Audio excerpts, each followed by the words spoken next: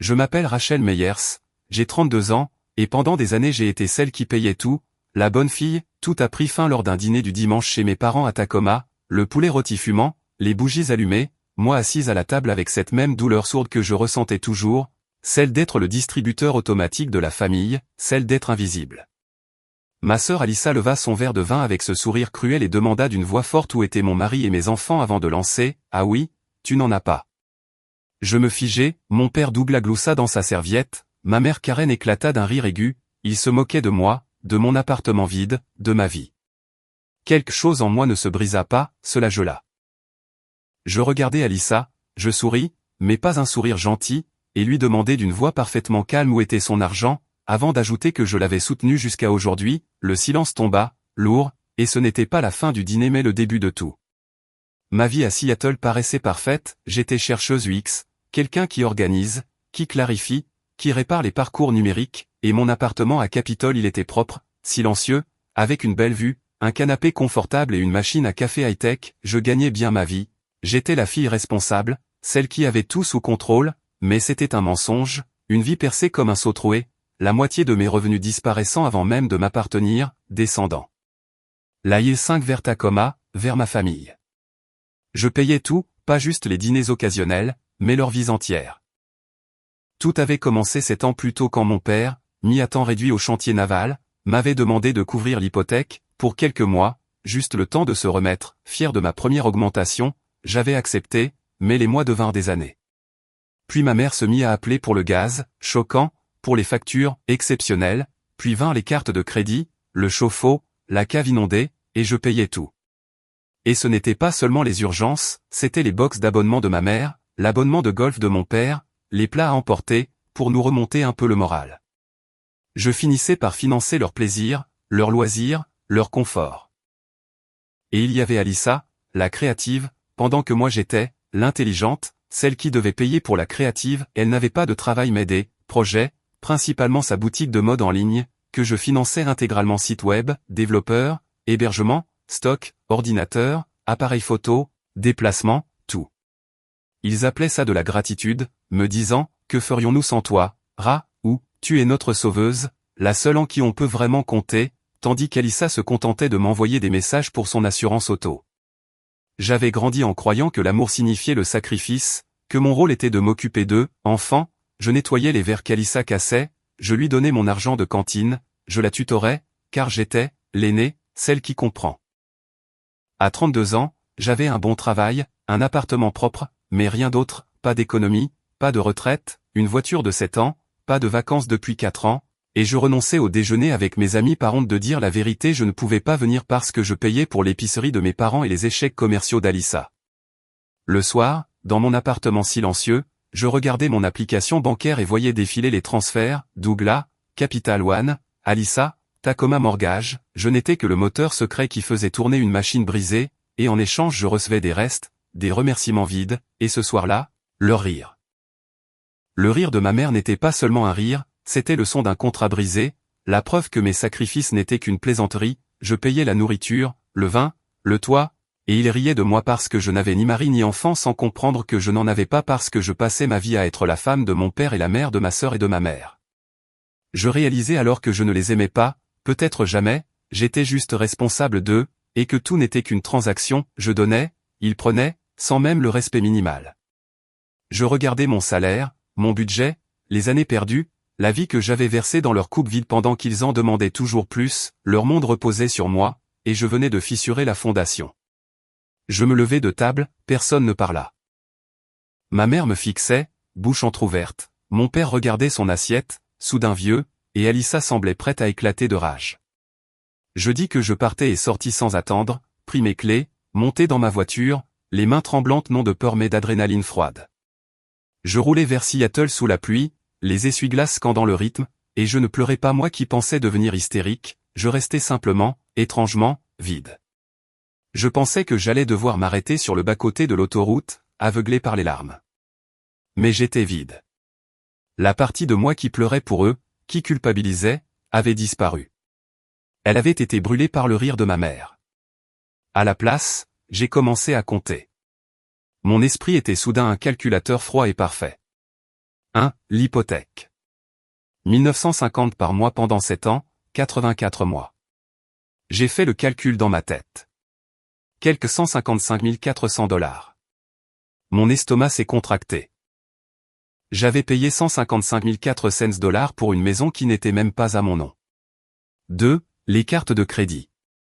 2 cartes, la Visa et la Capital One. Je les payais entièrement chaque mois, environ 1200, parfois plus. Disons 1200 par mois pendant 5 ans. 72 000 $. J'ai serré le volant. Les lumières de Federal Way défilaient dans un brouillard. 3. Alissa. Cette liste-là était plus difficile. Ce n'était jamais fixe. C'était une multitude de petites coupures. 5 000 pour lancer son entreprise. 500 pour son ordinateur de design.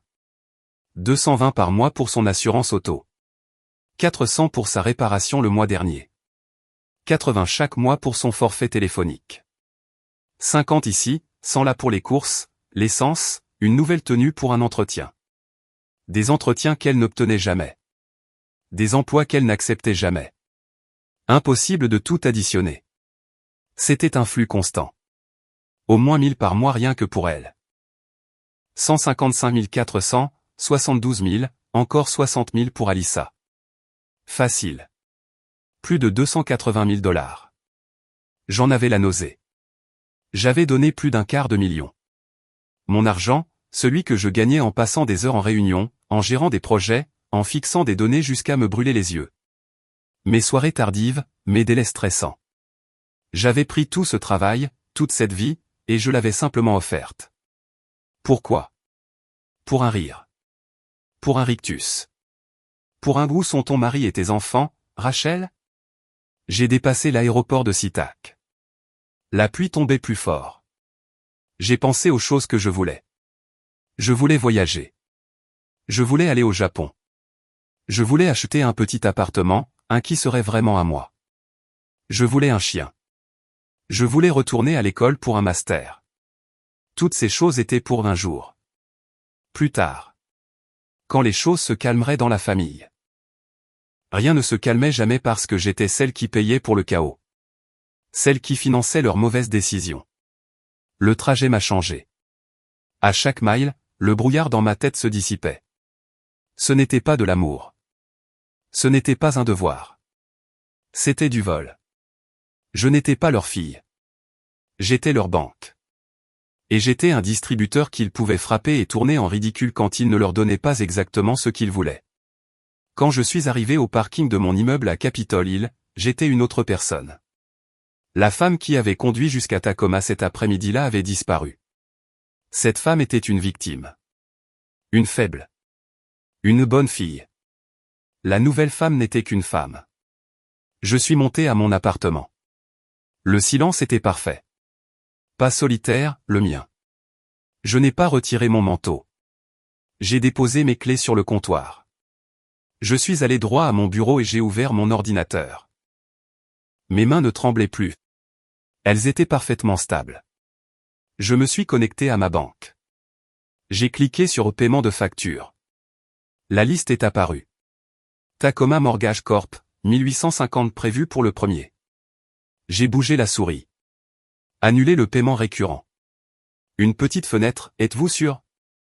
Oui. La ligne a disparu. Douglas Meyers, 5 cents prévu pour le premier. Son argent de poche. Annulé. Oui. Disparu. Capital One, paiement intégral, prévu pour le 28. Annulé. Oui. Disparu. Visa, paiement intégral, prévu pour le 26. Annulé. Oui. Disparu. J'ai ouvert mon application Venmo. Alissa en haut. Loyer d'Alissa Meyers. J'ai ouvert son profil. 3 petits points. Bloqué. Êtes-vous sûr? Oui. Je suis retourné à mes emails. Un avis automatique de T-Mobile. Votre facture du forfait familial est prête. Je me suis connecté. Mon numéro. Celui de ma mère, de mon père, d'Alissa. J'ai cliqué sur Gérer les lignes. J'ai retiré leurs 3 numéros. Transfert de responsabilité. Formulaire rempli. Mon père serait désormais titulaire du compte. C'est lui qui recevrait la facture. Un clic. Puis un autre. Encore un autre. Moins de 10 minutes. 10 minutes pour couper 7 ans de culpabilité. 7 ans de chaîne financière. J'ai refermé l'ordinateur. Je me suis tenu au milieu de mon appartement silencieux. La pluie traçait des lignes sur les vitres. Les lumières de la ville se fondaient en halo. Puis j'ai fait quelque chose que je n'avais pas fait depuis longtemps, j'ai expiré. Un souffle profond venu du fond de mes poumons. J'avais l'impression d'avoir retenu mon souffle pendant 7 ans. Le poids était parti. Le poids écrasant de leurs besoins. Je savais ce qui m'attendait. Je savais que la tempête allait frapper. Mais pour la première fois de ma vie adulte, je me sentais légère. Libre. Et prête. Le lendemain matin, un lundi, d'habitude je me réveillais avec une lourdeur familière, celle de la semaine qui commençait, celle de l'argent que je devrais gagner pour eux. Mais ce matin-là, elle avait disparu. J'ai fait du café. J'ai regardé les infos. Mon appartement était silencieux. Mon téléphone aussi. Le calme avant la tempête. Je suis allé travailler. Première réunion, flux utilisateur d'un nouveau processus de paiement. Mon téléphone face contre la table. À 10h03, il a vibré. Je n'ai pas regardé. Il a revibré encore et encore. Je me suis excusé, sorti dans le couloir. 3 messages. Maman, 10h03, chérie, l'hypothèque n'est pas passée. Tu as oublié? Appelle-moi. Je l'ai regardé. Chérie, le faux mot d'où qu'elle utilisait quand elle voulait quelque chose. Tu as oublié, la douceur passive-agressive. J'ai remis le téléphone dans ma poche sans répondre. À 11h30, un autre. Papa, tu as encore oublié le virement. La banque m'a appelé. Pas de chérie. Juste un ordre froid. Tu as oublié. Comme si j'avais oublié de sortir les poubelles. Je n'ai pas répondu. Déjeuner avec une collègue. Nouveau restaurant, nouveau projet. Je me sentais presque normal. Puis le message d'Alissa. 12h15, et, tu peux m'envoyer le loyer? Le propriétaire insiste.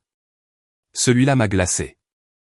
Après ce qu'elle avait dit, après ses moqueries, elle s'attendait encore à ce que je paie. Comme si le dîner de dimanche n'avait jamais existé. L'entitlement était si profond qu'elle ne pouvait même pas imaginer un monde où je dirais non. J'ai mis mon téléphone en mode ne pas déranger. Il s'allumait silencieusement sur mon bureau. VRR, VRR, VRR. Une vibration frénétique et continue. En rentrant chez moi, 19 appels manqués. 12 de maman, 5 de papa, 2 d'Alissa. Et les messages. L'inquiétude avait disparu. La panique commençait. Maman, 13h30, Rachel, ce n'est pas drôle. La banque nous a mis des frais. Tu dois arranger ça.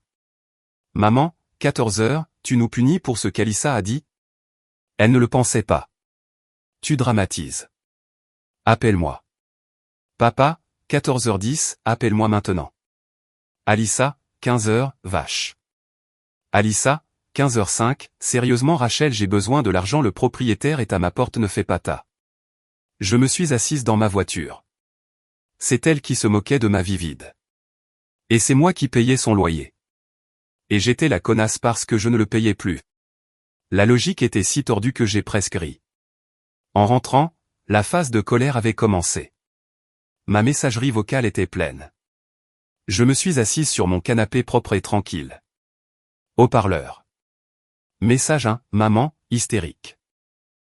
Rachel, comment as-tu pu nous abandonner? Nous sommes ta famille après tout ce qu'on a fait pour toi, on t'a élevé, on t'a nourri, on t'a aimé, tu es tellement ingrate, tu nous brises le cœur, la banque nous menace, qu'est-ce qu'on est censé faire? Tu nous dois ça, tu dois régler ça. Je l'ai sauvegardé. Le grand classique, tout ce qu'on a fait pour toi. Le strict minimum légal. Et je devais payer pour ça toute ma vie. Message 2, papa, voix basse, pleine de rage. Rachel, tu crois que c'est un jeu, tu crois pouvoir ignorer tes responsabilités, je suis ton père, tu me respecteras, tu fais partie de cette famille et tu contribueras, c'est puéril, dramatique, tu nous fais honte, tu me fais honte, quel que soit ton point, tu l'as fait, maintenant sois adulte et répare le désordre que tu as créé. Le désordre que j'avais créé. Alors que j'étais juste la personne qui nettoyait. Leur femme de ménage financière. Sauvegarder. Message 3, Alissa, hurlant. Mon propriétaire va m'expulser, il m'a donné 3 jours, tous assez de ta faute, tu as ruiné ma vie, tu as toujours été jalouse de moi, toujours tu as cette vie parfaite et tu veux juste détruire la mienne, je te déteste, je te déteste. Sauvegarder. Sa vie parfaite, celle qu'elle tournait en dérision 2 jours avant. Et les messages ont continué 3 jours de plus. Un déluge de culpabilisation, de reproches, de colère. Tu nous détruis, tu es égoïste, tu le regretteras quand on sera à la rue, comment tu peux dormir la nuit? Je n'ai répondu à aucun. Je suis allé travailler. J'ai mangé mon déjeuner. Je suis allé à la salle de sport. J'ai regardé un film. J'ai vécu ma vie. Et à chaque message que j'ignorais, je me sentais un peu plus forte. Je les gardais tous. Je créais un dossier.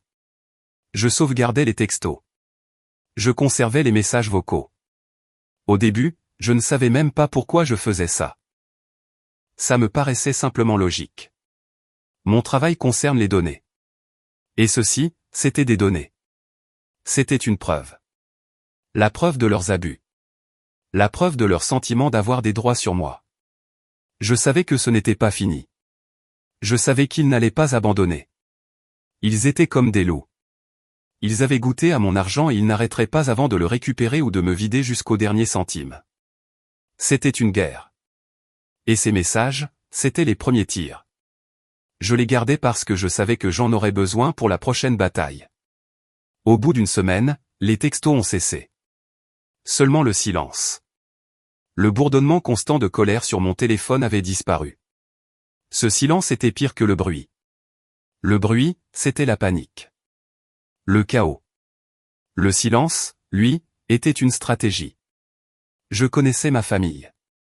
Je savais comment ils fonctionnaient. Les cris n'avaient pas marché. Les pleurs n'avaient pas marché. Le chantage émotionnel n'avait pas marché. Alors maintenant, ils tramaient quelque chose. Ma mère, mon père et Alissa. Ils étaient dans cette maison, celle que je ne payais plus, et ils préparaient un nouveau plan, une nouvelle façon de m'attaquer, une nouvelle façon de récupérer l'argent. Je sentais une inquiétude sourde vibrer en moi. J'attendais que la bombe tombe. J'essayais de vivre ma vie. Je suis allé au marché fermier de Ballard samedi. J'ai acheté des fleurs fraîches pour mon appartement. J'ai acheté un morceau de fromage beaucoup trop cher. Ça faisait du bien. Ça faisait du bien de dépenser 20 $ pour moi sans culpabiliser, sans avoir l'impression de voler ma famille. J'ai transféré 2000 $ sur mon compte épargne. La première fois depuis. Je ne me souvenais même plus. Le chiffre était monté, pas descendu. J'ai ressenti une petite étincelle de joie farouche. Je marchais, mes fleurs à la main, quand mon téléphone a vibré. 4 jours depuis le dernier message. J'ai regardé l'écran, c'était mon père. Mon cœur n'a pas sauté. Il s'est simplement glacé.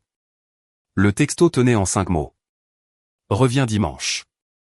Il faut parler. Pas de « Bonjour Rachel ». Pas de « Comment vas-tu ». Pas un seul « S'il te plaît ». Juste un ordre. Reviens, comme si j'étais un chien. Comme si j'étais un enfant insolent convoqué au bureau du proviseur. Il faut parler. Le « il faut » qui veut dire « nous avons décidé ». Ils avaient un plan. Ils étaient unis. Et ils s'attendaient à ce que je vienne, que j'obéisse. Ma première réaction a été de le bloquer, de jeter mon téléphone dans la rue, de dire non. Mais ce serait fuir. Pas un vrai point final. Juste mettre la bataille en pause. Ils trouveraient un autre moyen. Ils viendraient chez moi. Ils appelleraient mon travail. Ils n'arrêteraient jamais. Un sourire amer m'a échappé. J'étais debout dans une rue ensoleillée de Seattle, un bouquet à la main, et je souriais. Très bien, ai-je murmuré à l'écran. Parlons. J'ai réfléchi à ce que j'allais répondre. Non, laissez-moi tranquille, je n'ai rien à dire. Mais je savais ce que je devais faire, les affronter. Retourner dans cette maison une dernière fois. Pas comme leur fille. Pas comme leur distributeur de billets. J'ai tapé, à quelle heure? Il a répondu presque immédiatement, 14 heures. J'ai écrit, d'accord. J'ai conduit jusque chez moi. Tout le trajet, mon esprit travaillait. J'étais une chercheuse. Une stratège. C'était le plus grand projet de ma vie. Je n'y allais pas pour crier. Pas pour pleurer. Pas pour me réconcilier. J'y allais pour me libérer. J'ai passé toute la soirée de samedi à me préparer. Pas émotionnellement. Je n'ai pas regardé de vieilles photos. Je n'ai pas pensé aux bons souvenirs. Je me suis préparé comme pour un procès. J'ai ouvert mon classeur. J'ai pris le dossier de mes finances. J'ai retrouvé les documents du prêt immobilier de leur refinancement, il y a 7 ans, celui que j'avais co-signé. J'étais co-emprunteuse. Responsable comme eux. C'est comme ça que tout avait commencé. Mais en feuilletant, j'ai trouvé autre chose. Un prêt hypothécaire secondaire de 50 000 $ datant d'il y a 3 ans. Mon sang s'est glacé. Mon nom y figurait. Celui de mon père aussi. Et ma signature. Sauf que je n'avais jamais signé ça. Jamais vu ce document. Jamais accepté un prêt hypothécaire de 50 000 $. Ma signature était fausse. Un faux. Je suis resté assise au sol, les papiers étalés autour de moi. Tout tournait. Ils ne s'étaient pas seulement servis dans mon argent. Ils avaient volé mon identité. Ils avaient volé mon crédit. Ils avaient commis un crime. Tout changeait. Tout ce temps, je pensais être simplement trop généreuse. Une idiote. En réalité, j'étais victime d'une fraude. Les textos, les messages vocaux, tu nous dois ça, c'est ta responsabilité, n'étaient pas que des manipulations. C'étaient des menaces, parce que j'étais légalement lié à leur dette. Une dette qu'ils avaient créée en mon nom, sans mon accord. Une colère nouvelle est montée en moi. Pas brûlante. Gelée. J'ai rassemblé les papiers. J'ai imprimé mes relevés bancaires 7 ans et j'ai surligné chaque transfert, hypothèque, papa, Visa, Capital One. J'ai imprimé l'historique Venmo avec Alissa, loyer, courses, manucure, business. J'ai mis tout ça dans une chemise noire impeccable. Ce n'était plus une conversation familiale. C'était un affrontement légal. Je n'arrivais pas comme la fille qu'on culpabilise. Ni comme la sœur qu'on se moque. J'arrivais comme la femme qui avait les preuves. Comme la femme qui avait cessé de se vider pour eux. Comme la femme prête, si nécessaire, à envoyer son propre père en prison. J'allais parler. Et pour la première fois de ma vie, ils allaient écouter. Dimanche, 14 h. Le matin, j'ai fait taire mes pensées. Je suis allé à la salle de sport. J'ai mis mes écouteurs. J'ai couru jusqu'à ce que mes jambes brûlent et que mes poumons me fassent mal. J'avais besoin de cette douleur. De quelque chose de physique, qui ne soit pas ce nœud glacé dans mon ventre. Puis je suis rentré. Je me suis douché. J'ai mis un jean sombre, un pull noir simple, mes bottes. Je ne me faisais pas belle. Je n'étais pas là pour une visite sociale. J'ai glissé la chemise noire dans mon sac. Elle pesait comme une brique. J'ai conduit 40 minutes jusqu'à Tacoma. Le trajet était différent cette fois. Je n'étais ni en colère ni triste. J'étais concentré. La pluie d'il y a 2 semaines avait disparu. Le ciel était gris, froid et clair. Je me suis garé dans la rue, pas dans l'allée. Je ne voulais pas être coincé. Je suis monté l'allée en béton. La peinture de la rambarde s'écaillait. Je me suis souvenu avoir payé 500 $ pour la refaire 3 ans plus tôt. Ils avaient laissé tomber. J'avais encore ma clé. Je l'ai mise dans la serrure, puis je me suis arrêté. Non. Je n'allais pas entrer chez moi. Je n'étais plus de cette maison. J'étais une invitée. Une invitée indésirable. J'ai retiré ma main et j'ai sonné. Des pas. La porte s'est ouverte. C'était ma mère, Karen. Elle portait un vieux tablier fleuri. Elle avait pleuré. Ses yeux étaient rouges et gonflés. Quand elle m'a vu, son visage s'est effondré. Rachel, a-t-elle soufflé, comme une prière. Tu es venue. Elle a voulu me serrer. J'ai fait un pas en arrière. Petit, mais suffisant. Ses bras sont retombés. Bonjour, maman, ai-je dit, d'une voix parfaitement neutre. La chaleur qu'elle espérait n'y était pas. Son visage s'est un peu durci. Entre, a-t-elle lancé avant de retourner vers la cuisine. On est dans la salle à manger. Je suis entré. L'odeur était la même. Café rassis et désodorisant à la rose. L'odeur de mon enfance. L'odeur de la culpabilité. J'ai avancé jusqu'à la salle à manger. Une scène terrible, parfaitement orchestrée. Mon père, Douglas, assis en bout de table, comme toujours. Comme un juge. Les mains jointes. Il m'a regardé approcher. Pas un sourire. Juste un hochement de tête, comme un roi qui daigne reconnaître un serviteur. Il portait son polo du dimanche, celui que je lui avais offert. Et Alissa. Elle n'était pas à table. Elle était sur le canapé du salon, les pièces ouvertes se touchant. Elle pouvait tout entendre. Elle scrollait son téléphone. J'entendais le clic-clic-clic de son pouce. Elle ne levait pas les yeux. Elle faisait comme si je n'existais pas. La tension était si épaisse que j'avais du mal à respirer. Une couverture lourde et humide faite d'attente et de colère. Ma mère s'est précipitée à côté de moi pour attraper une pile de serviettes déjà pliées, qu'elle a commencé à replier nerveusement. Ses mains tremblaient. Elle ne me regardait pas. Je suis resté debout au bout de la table. Je ne me suis pas assise. J'ai posé mon sac à mes pieds. Le silence était assourdissant. Seulement les serviettes froissées et le téléphone d'Alissa. Mon père a toussé. Bon, a-t-il dit, d'une voix basse. Tu es là. Je l'ai regardé. J'ai attendu. Tu as fait beaucoup de mal à ta mère, Rachel, a-t-il continué. L'attaque commençait. Culpabilité. On s'est tous fait un sang d'encre. Ta mère ne dort plus. Tu n'appelles pas. Tu ne réponds pas. Tu disparais, après tout ce qu'on a fait pour toi. J'ai gardé ma voix très calme. Je n'ai pas disparu, papa. J'ai simplement arrêté de payer vos factures. Le téléphone d'Alissa s'est immobilisé. Le silence est tombé comme un coup près. Ma mère a émis un petit cri étouffé. Rachel, s'il te plaît, murmura-t-elle en tortillant sa serviette. Ne sois pas comme ça. Comme quoi? Demandai-je, réellement curieuse. Honnête? Mon père se pencha en avant, son visage de juge se transformant en visage furieux. Tu crois que c'est une blague? Tu crois que tu peux simplement nous couper? Ta sœur a failli être expulsée. Oui, dis-je. Et elle a 28 ans. Elle peut payer son propre loyer. Elle a son entreprise. Mon mère releva brusquement la tête, les yeux brillants de colère. Son entreprise est un passe-temps que je finance, dis-je. Ça ne rapporte rien. Ça ne fait que coûter de l'argent. Mon argent? Toi. Toi, siffla Alissa depuis le canapé. Elle leva enfin les yeux, son visage déformé par la rage. Ça suffit, Alissa, dit mon père en levant la main. Il était encore le juge, il contrôlait tout. Rachel, nous sommes ta famille.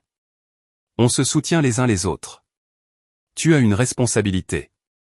Tu as un bon travail. Tu as de l'argent. Nous avons eu des moments difficiles. Tu es censé nous aider. Je vous ai aidé, dis-je. Je vous ai aidé pendant 7 ans. Ce n'est plus de l'aide, papa. C'est un salaire. C'est moi qui finance vos vies pendant que vous riez de la mienne. Oh voilà, cria Alissa en jetant son téléphone sur le canapé. Tout ça pour une seule blague. Tu vas vraiment ruiner nos vies pour une blague. Ce n'était pas une blague, Alissa, dis-je en me tournant vers elle. C'était la vérité. Tu as dit tout haut ce que vous pensiez tous. Que je suis la mule de la famille. La femme célibataire pathétique qui n'est bonne qu'à une chose, payer. Ce n'est pas vrai, pleura ma mère. Vos rires disaient le contraire, dis-je. Je me tournai de nouveau vers mon père. Il avait l'air mal à l'aise. Il perdait le contrôle. Je ne pleurais pas.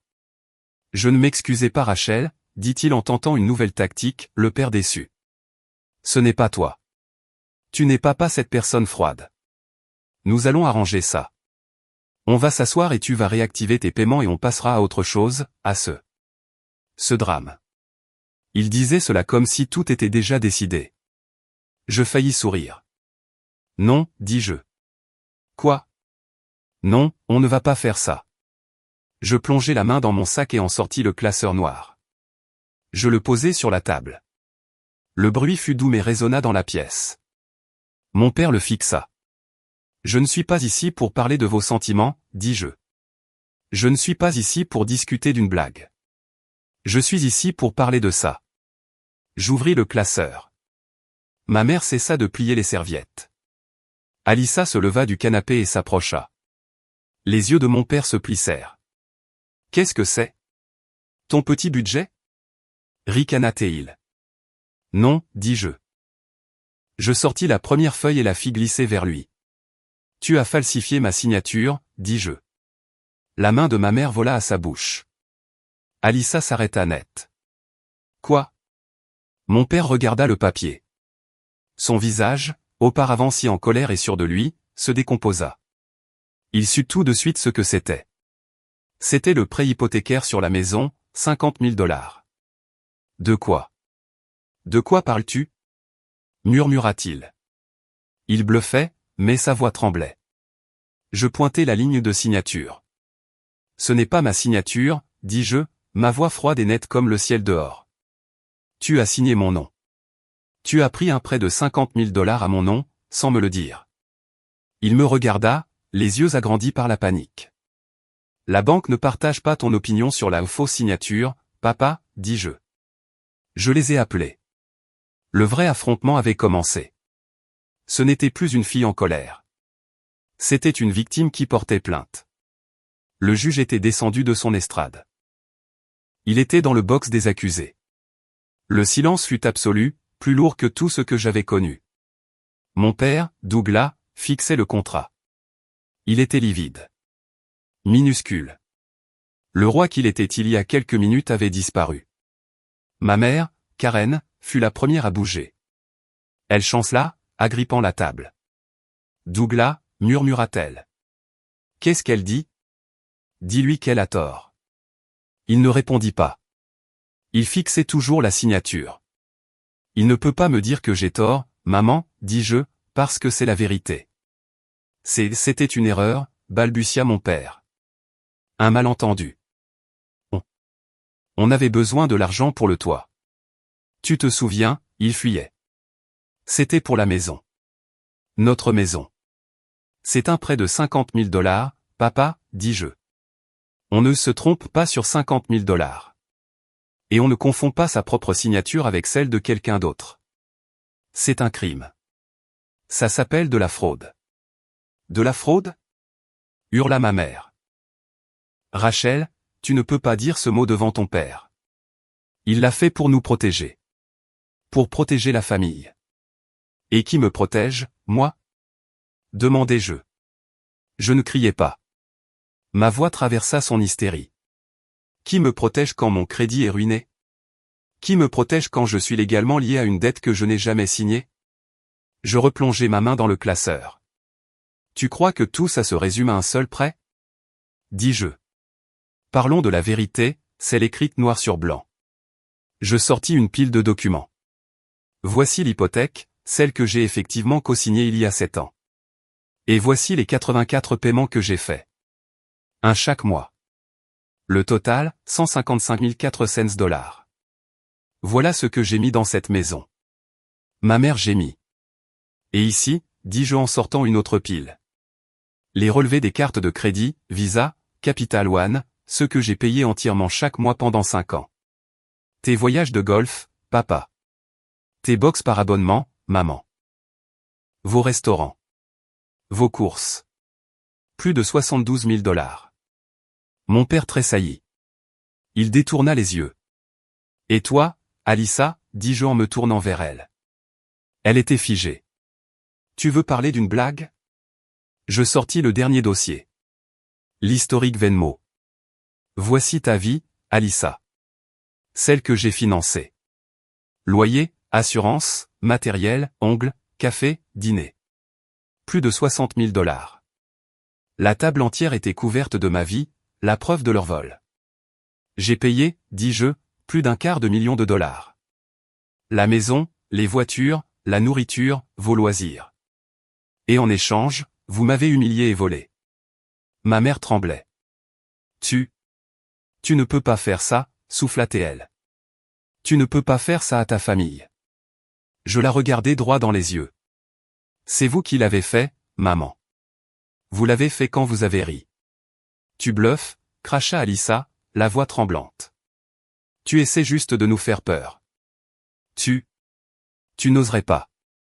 Tu nous détruirais. Tes propres parents. Je la regardai. Toi qui m'as insulté et demandé de l'argent quelques heures après. Essaie, dis-je. Le silence retomba. Alyssa blêmit.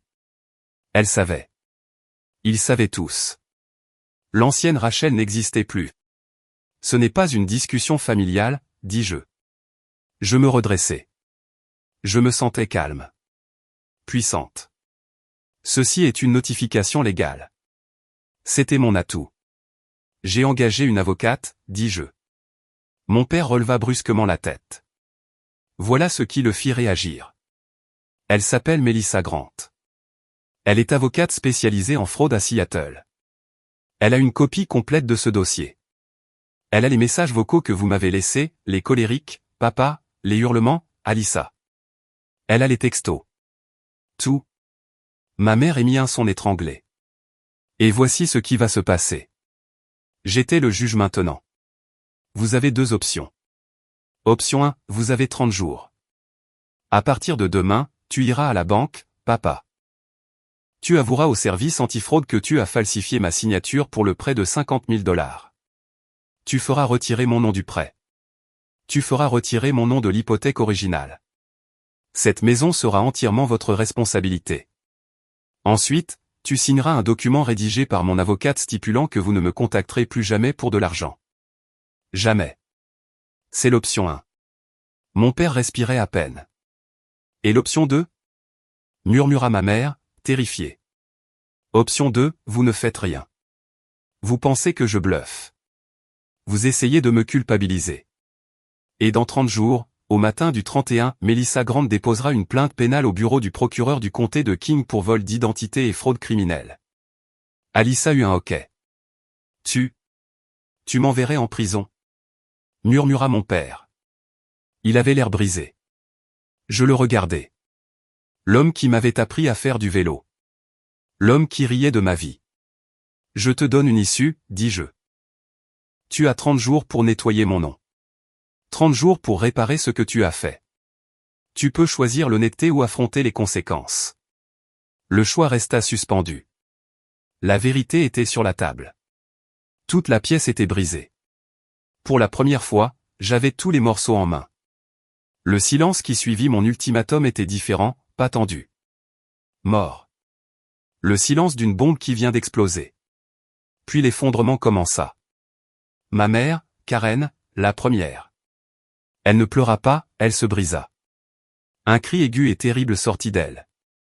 Le cri de quelqu'un qui a tout perdu. Non, non, non. Sanglota-t-elle. Elle se balançait sur sa chaise. Rachel, s'il te plaît. S'il te plaît, mon bébé. Tu ne peux pas. C'est ton père. Tu ne peux pas faire ça. C'est monstrueux. Elle enfouit sa tête dans ses mains, les épaules secouées.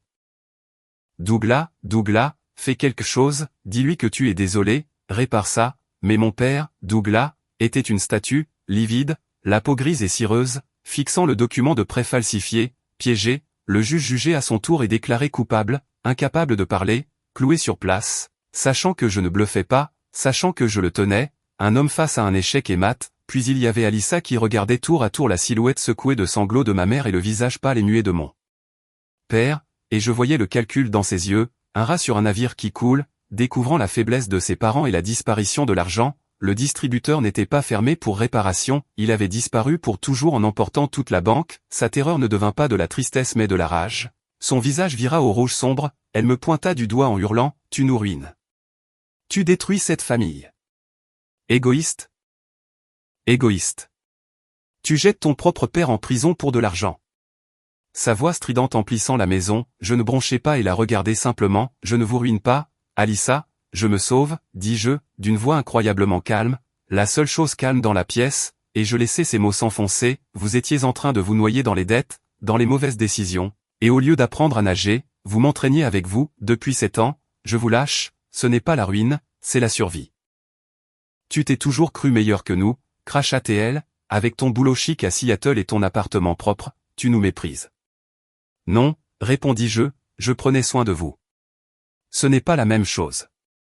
Cela la fit taire, je me retournai vers la table, ramassai lentement mes papiers, sans me presser, le froissement des feuilles rentrant dans le dossier recouvrant à peine les sanglots de ma mère, je pris le document du prêt, les relevés de carte de crédit, l'historique Venmo, chaque feuille une chaîne que je brisais. Je refermai le dossier, le rangeai dans mon sac, regardai mon père, immobile, 30 jours, papa.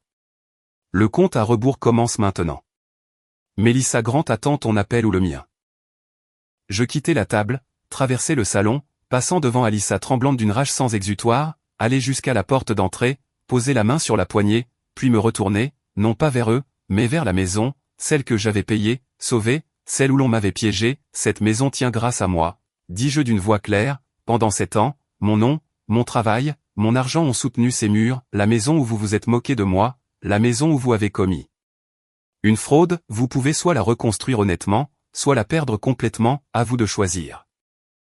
Puis j'ouvris la porte, sortis dans l'air froid et gris sans me retourner, descendis l'allée, montai dans ma voiture, tournai la clé sans entendre ma mère hurler mon nom ni voir le visage brisé de mon père, je m'éloignai du trottoir et roulai vers le nord, vers ma vie à moi. Les 2 semaines suivantes furent les plus silencieuses de ma vie, plus d'appels, plus de messages, plus de demandes d'argent, un silence lourd, un silence de peur, la leur, j'allais travailler, j'assistais à mes réunions, j'analysais des parcours utilisateurs, je buvais mon café et j'attendais, une petite part de moi, ancienne, avait peur, et s'ils appelaient mon bluff, et si mon père était trop fier, trop borné, l'enverrais-je vraiment en prison?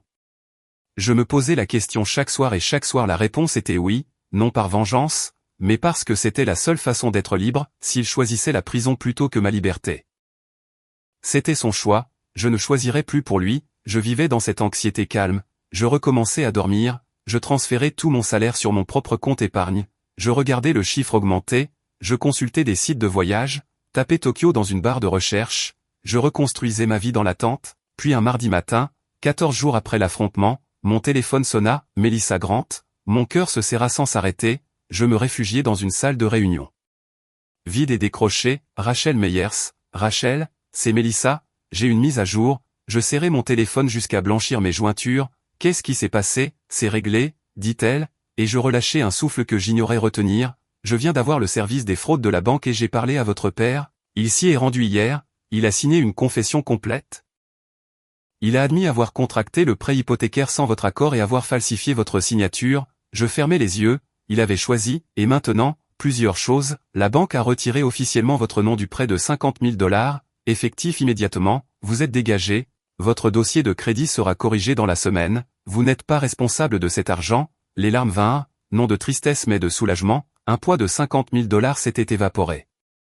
Merci, murmurai-je, ce n'est pas tout, ils ont gelé tous ses comptes en attendant une enquête complète, et ils ont exigé le remboursement immédiat du prêt, il va perdre la maison, je restai sidéré, ils forcent la vente pour récupérer la somme.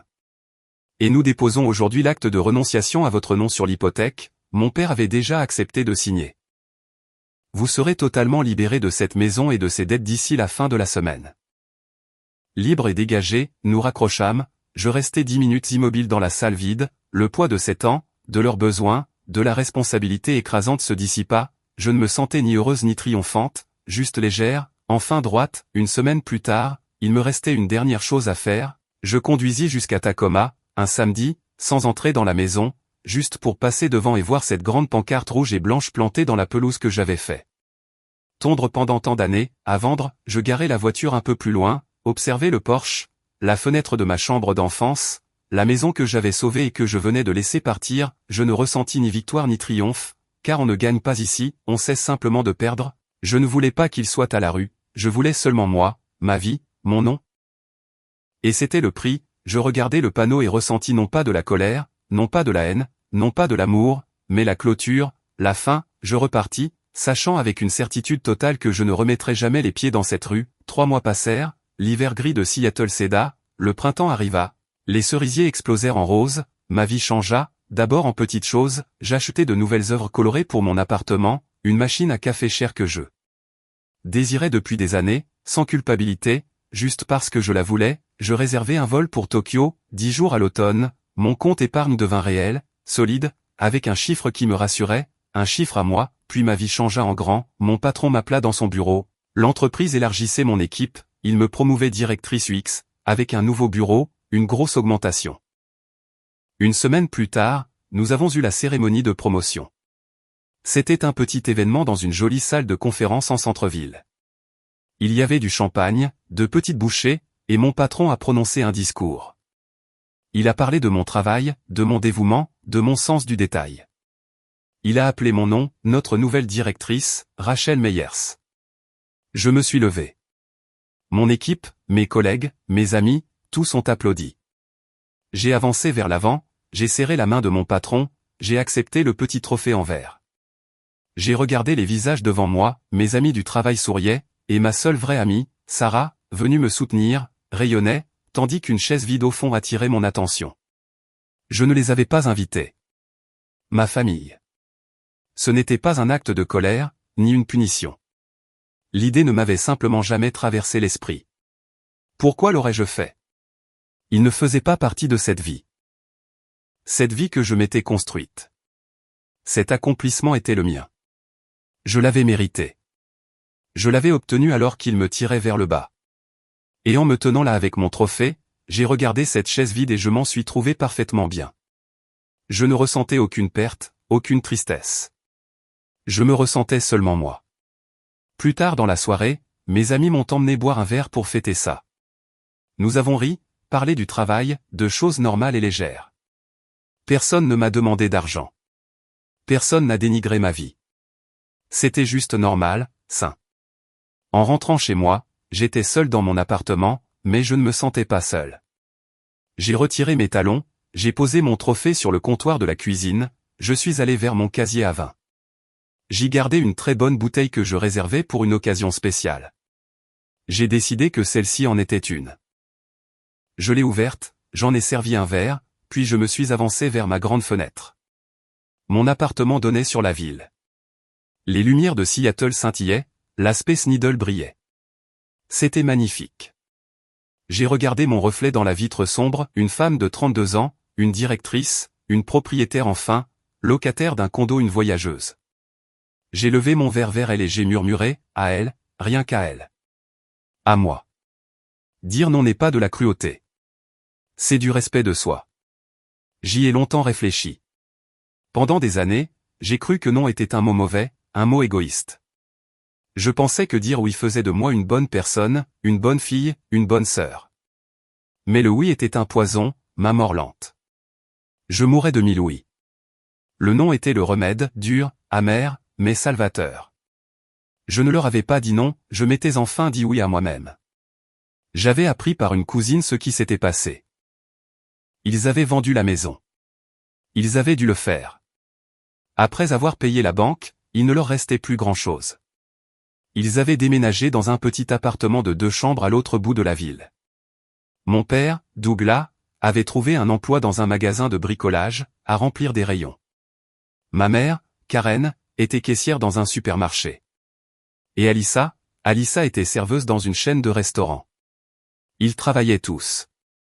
Ils payaient leurs propres factures. Ce n'était pas une tragédie. C'était simplement la vie. La vie qu'ils auraient dû mener depuis longtemps. J'ai bu une gorgée de vin. Il était riche et délicieux. J'ai regardé mon téléphone posé sur le comptoir, plus de virements, plus de demandes sur Venmo, plus de messages vocaux furieux, plus de culpabilité. J'ai reposé mon regard sur les lumières de la ville. Elles ressemblaient toutes à des promesses. Je m'appelle Rachel Meyers, j'ai 32 ans, et pour la première fois de ma vie, je possède chaque partie d'eux.